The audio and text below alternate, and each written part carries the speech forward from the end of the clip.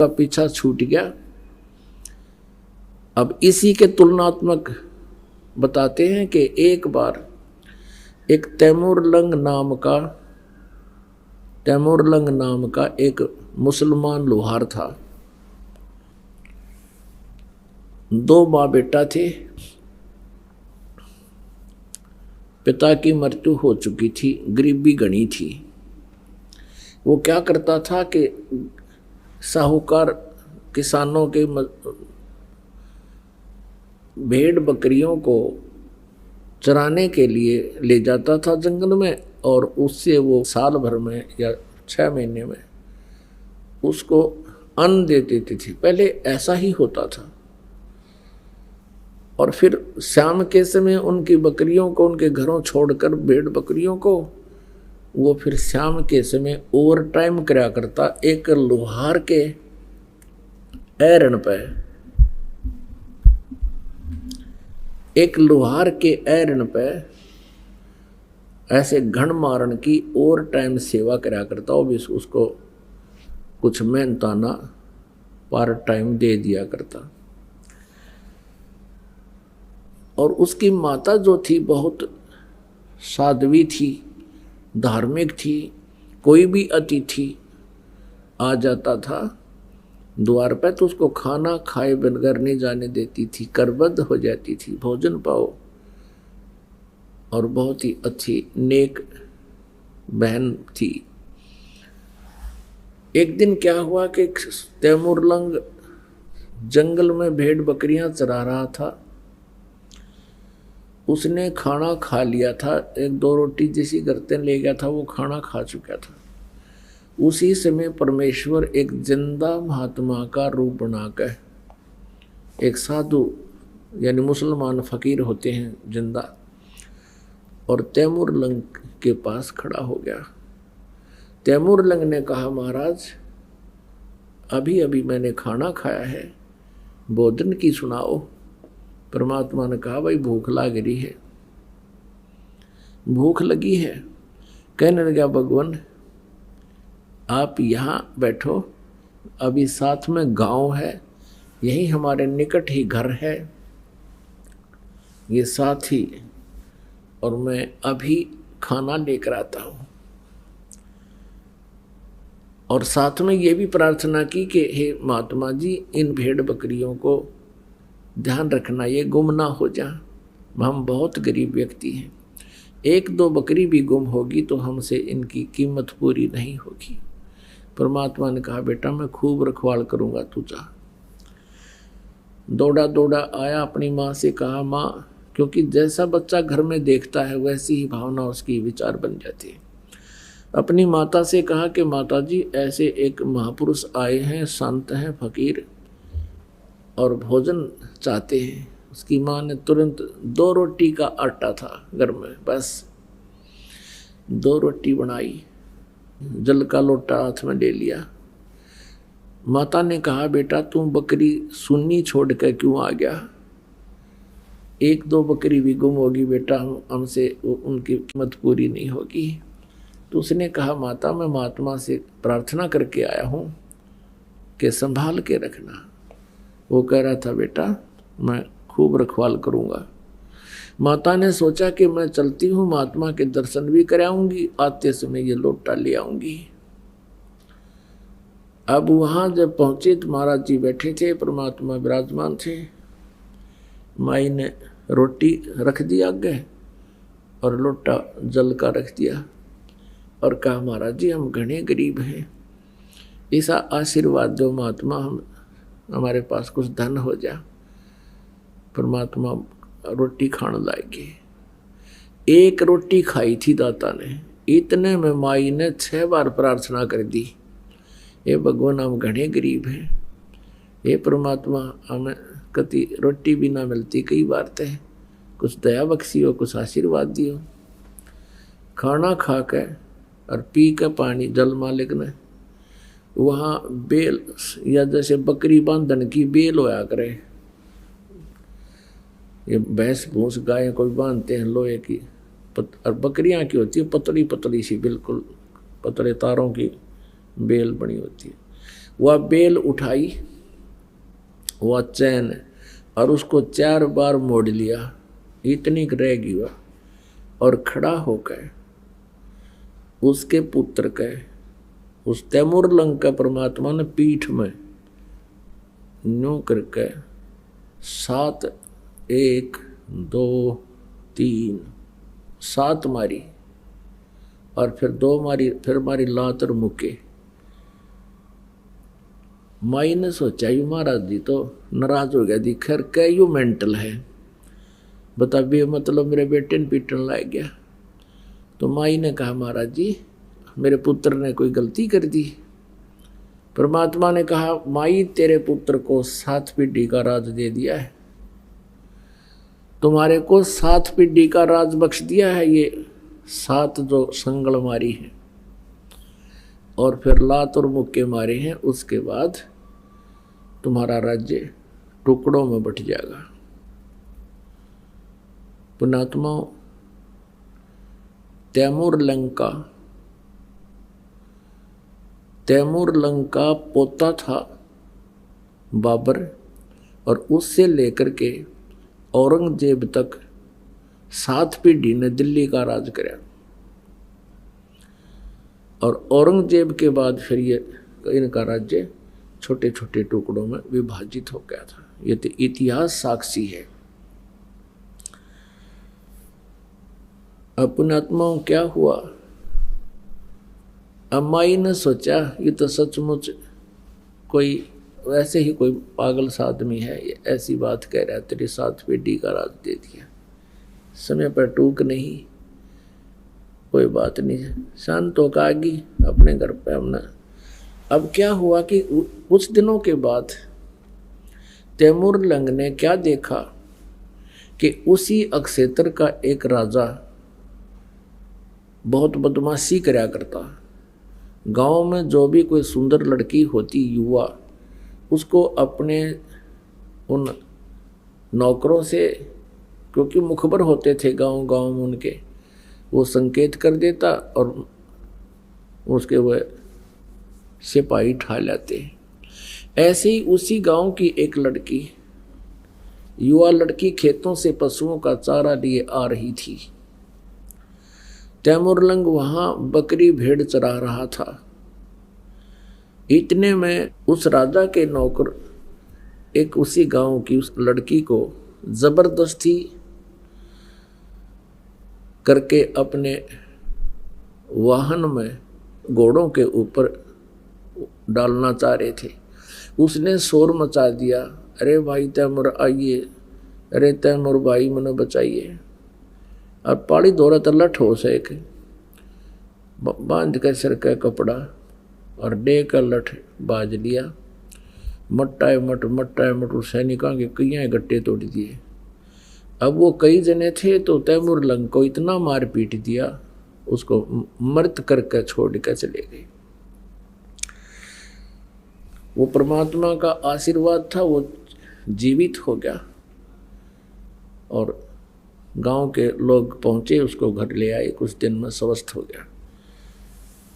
अब उसके मन में एक कल्पना होगी, ए भगवान मैं राजा बनूं और इस अन्यायी राजा का बक्कल तारूं, इसने हमारी बहन बेटियों की इज्जत लूट रहा है, और यही तरफ बनेगी उसके।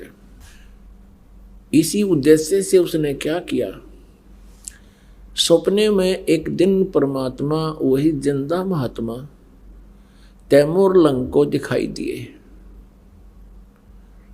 और कहा, बेटा जिस एहरन पर तू पार्ट टाइम काम करता है, हथौड़े मारन जाता घण मारने, उस एहरन ने मोल ले ले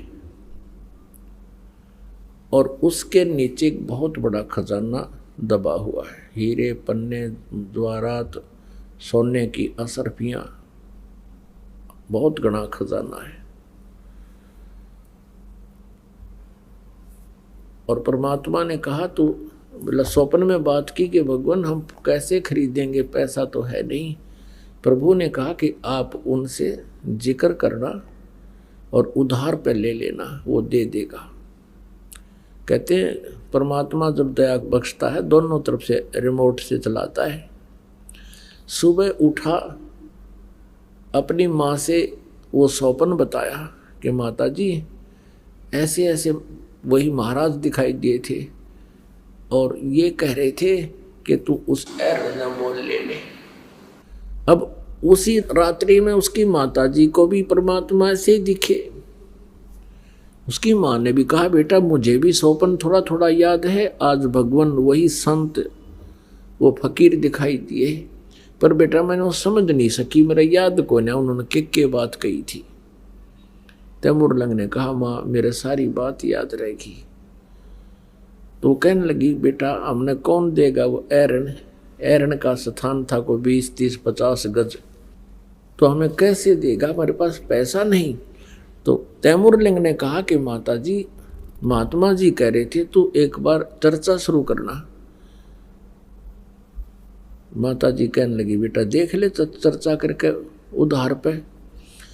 उधर से परमात्मा ने उस एरन वाले लोहार के मन में एक विशेष प्रेरणा कर दी कि ये स्थान थोड़ा है और बाहर उसका प्लाट था थोड़ी सी दूरी पे, वो कुछ बड़ा था कि यहाँ अब भीड़ बढ़ने लगी, इसको कोई इस स्थान को मोल ले ले तो मैं उधार भी दे दूँ, चाहे 1 साल में दे दे हमारे पैसे। अब उसने तैमूरलंग ने जाकर उस लोहार से प्रार्थना की और सब चर्चा की। वो लोहार कहने लगा भाई इस एरन समेत दे दूंगा तेरे को। अब तैमूरलंग ने यही प्रार्थना की थी, यदि आप एरन समेत मुझे दे दो तो मैं भी अपना गुजारा कर लूं। तो वो कहने लगा मैं एरन समेत दे दूंगा, क्योंकि वो एरन पुराना हो गया था, उसने नए लेने की सोच ली। ये सब मालिक की मेहर होती है, जब परमात्मा काम बनाता है वो दोनों तरफ रोल करता है। तो उसने कहा भी तुम कितने दिन में पैसे दे दोगे? उसने कहा भी 1 वर्ष में दे देंगे। तैमूरलंग कहने लगा 1 वर्ष में आपके सारे पैसे दे दूंगा। तो एरन वाले ने कहा कि यदि 1 वर्ष में नहीं दोगे तो क्या होगा? आप पे कहने लगा कि मैं ये एरन वापस ले लूंगा सारा स्थान समेत। तैमूरलंग ने कहा लिखवा ले बेशक मेरे से, वचन हो गए, ठीक है। उसने 1-2 दिन में वो स्थान खाली कर दिया और परमात्मा ने फिर सौपन में उसको दिया कि तू एकदम इस पैसे को व्यय मत करना, किसी को खबर ना लगने देना, धीरे धीरे इसका प्रयोग करना। तो मालिक के संकेत अनुसार उसने पहले उसके चारों तरफ एक मिट्टी की ऊंची सी दीवार बनाई।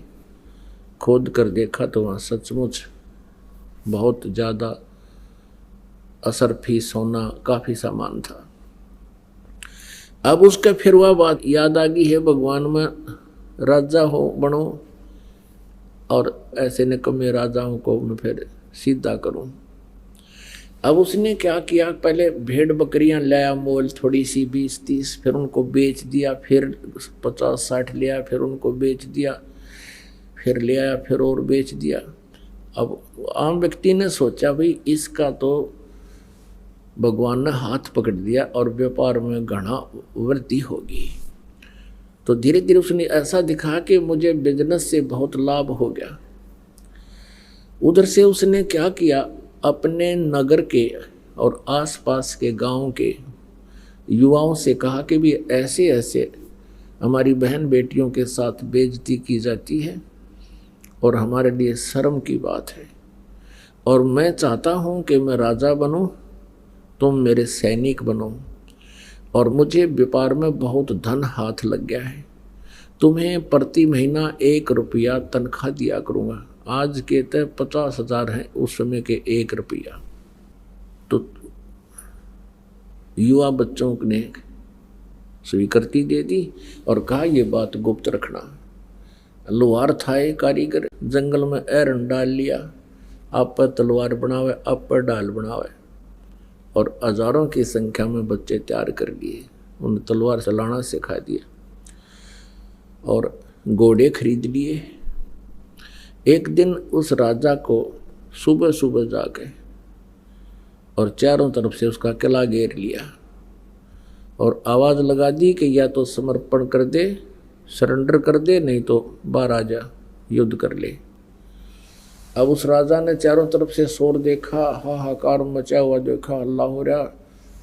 अपने मंत्रियों से कहा, मंत्रियों देखो ये क्या हो गया। मंत्रियों ने बताया कि राजा ना जाने कितनी सेना है, कोई अंत नहीं। परमात्मा ने इतनी सेना दिखा दी, 1000 आदमियों के, और इसे दिखा दी दोनों 20,000 आ रहे हैं चारों तरफ।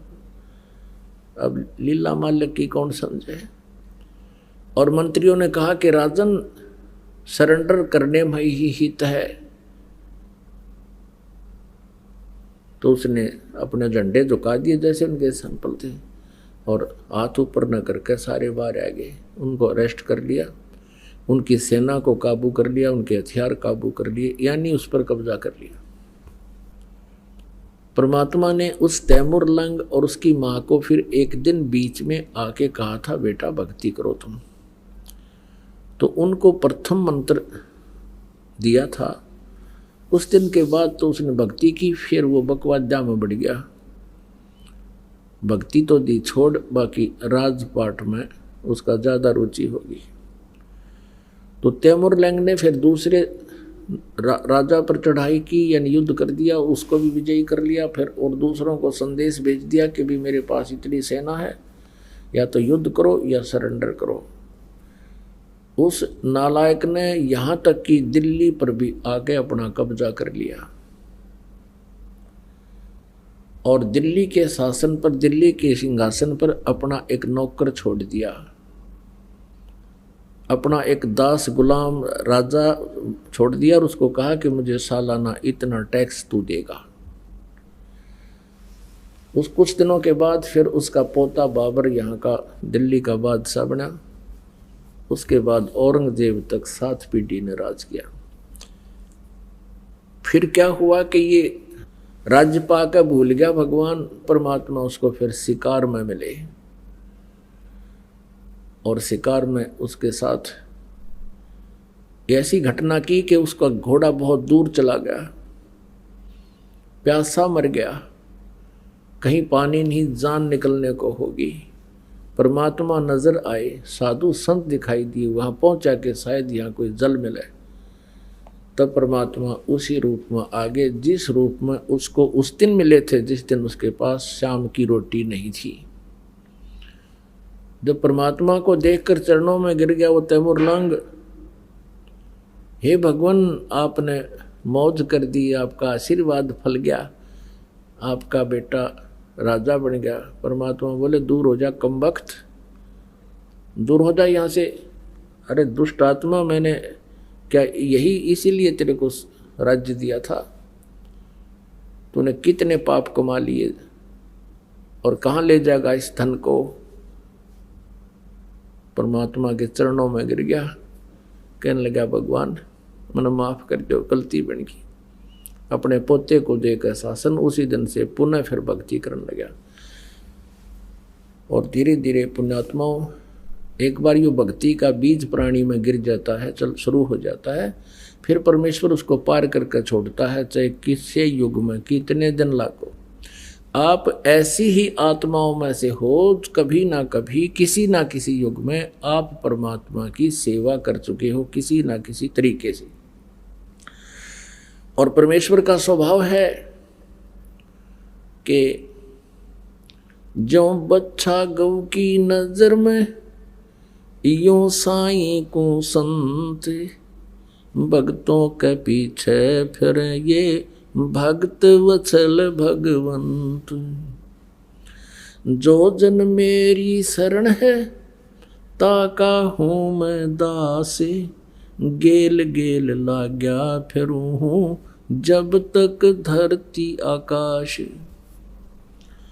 तो पुणात्मा, हमने यहाँ तुलना करनी है कि हमने अभी तक श्री कृष्ण और सुदामा के सांग भी देखे, इनके रागनी गानिये भी देखे सुने, इनके नाटक भी देख कर हम पक गए कि कृष्ण तो ऊपर कोई भगवान को ना, उसने सुदामा का एक ढूंढ बना दिया महल और थोड़ा सा धन दे दिया। और ये परमेश्वर ने 7 पीढ़ी का राज दे दिया एक रोटी खा के। रोटी तमर लंकू दीनी ताते सात बादशाही लीनी। एक रोटी खा के 7 पीढ़ी का राज दे दिया। तो पुण्यात्मा, हमने परमात्मा का ज्ञान ही नहीं था, परमात्मा के विषय में हमें जानकारी ही नहीं थी। हम जो भगवान नहीं थे इनको भगवान मानते थे। किनको? ब्रह्मा जी और विष्णु जी और शिव जी को। ये प्रभु नहीं है, ये कंप्लीट गॉड नहीं है, लेकिन हम लोक वेद के आधार से इन्हें परमात्मा मानते रहे, इनकी पूजा करके अपना जीवन नष्ट करते रहे।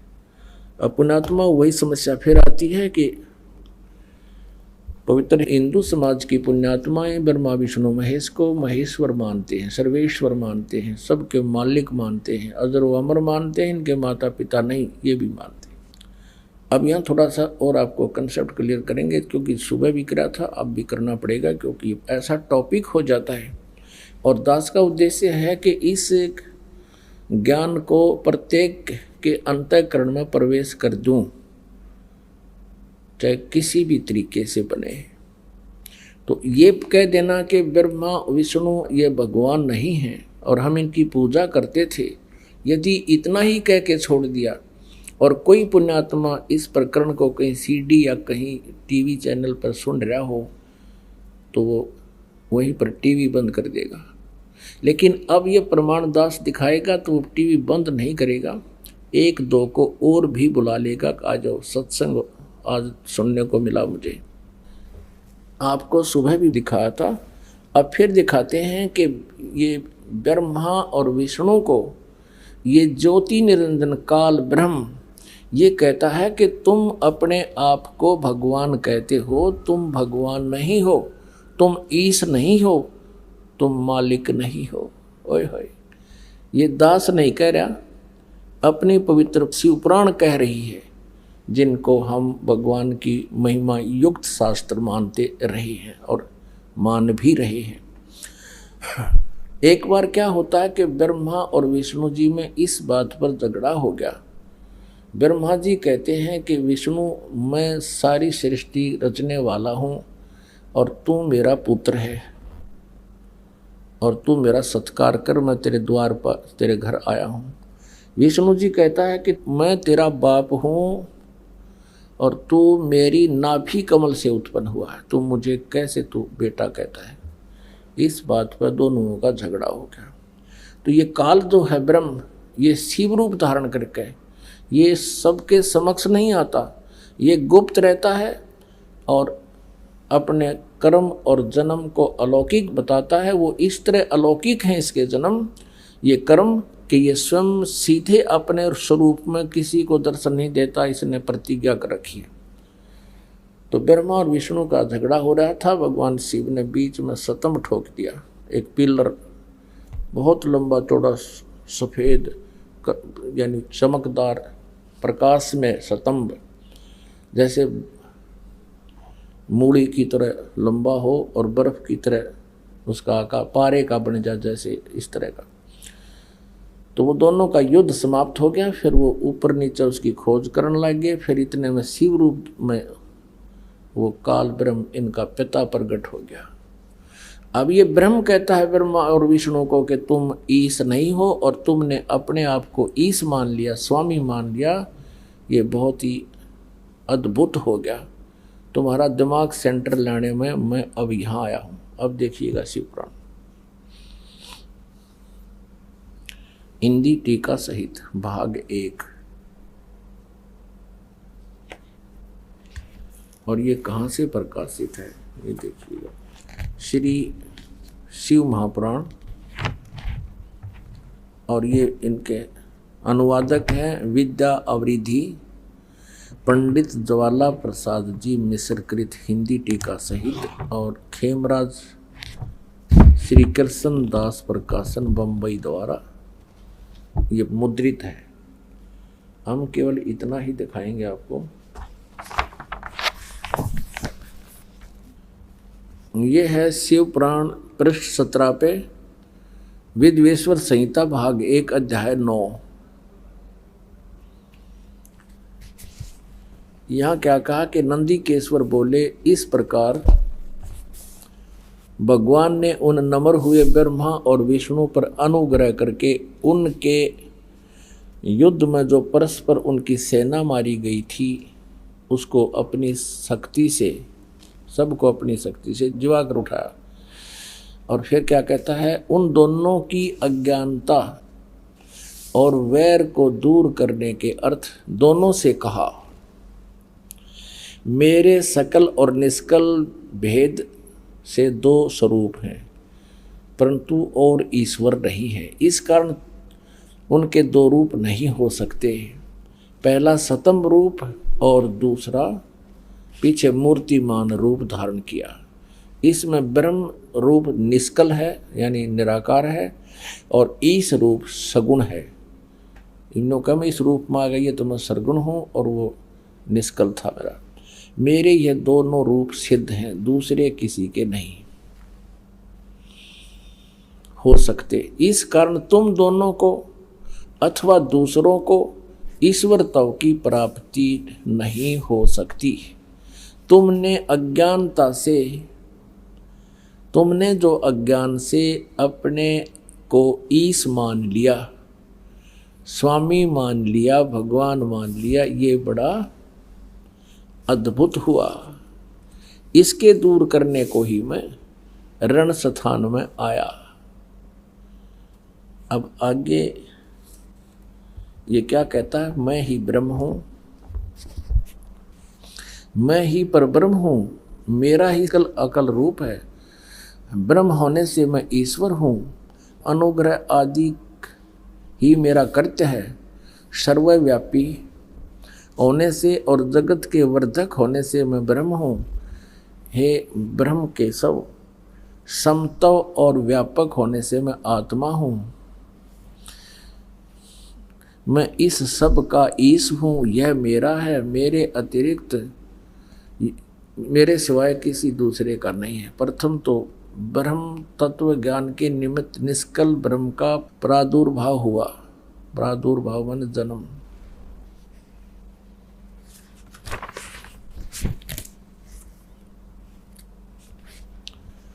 अब ये एक 18 पृष्ठ आपको दिखाते हैं,